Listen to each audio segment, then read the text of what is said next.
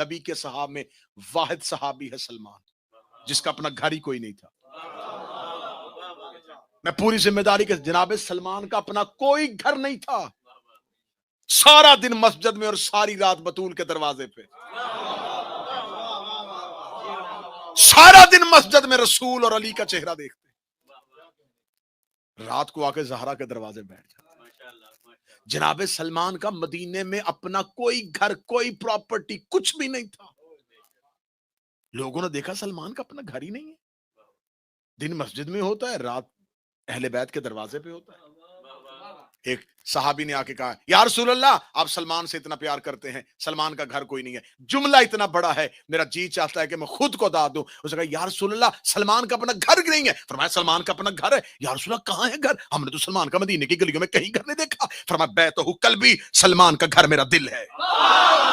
بولو جو علی کے نوکر بیٹھے، سلمان کا گھر۔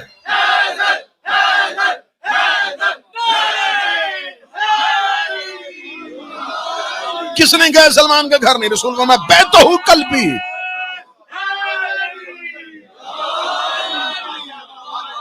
سلمان کا گھر میرا دل ہے، میرے دل میں رہتا ہے یہ بطول کا نوکر۔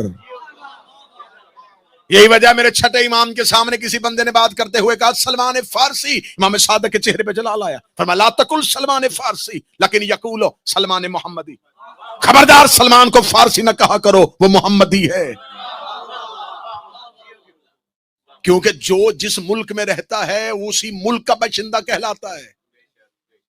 آپ برطانیہ میں رہتے ہیں تو آپ برطانوی ہیں، میں پاکستان کا ہوں تو پاکستانی ہوں، سندھ کا ہوگا تو سندھی ہوگا، پنجاب کا ہوگا تو پنجابی ہوگا، افغانستان کا ہوگا تو افغانی ہوگا، ایران کا ہوگا تو ایرانی ہوگا۔ جو جس ملک میں رہتا ہو اسی ملک سے پہچانا جاتا ہے۔ جعفر صادق نے کہا سلمان محمدی ہے، کیونکہ سلمان کا ملک محمد کا دل ہے۔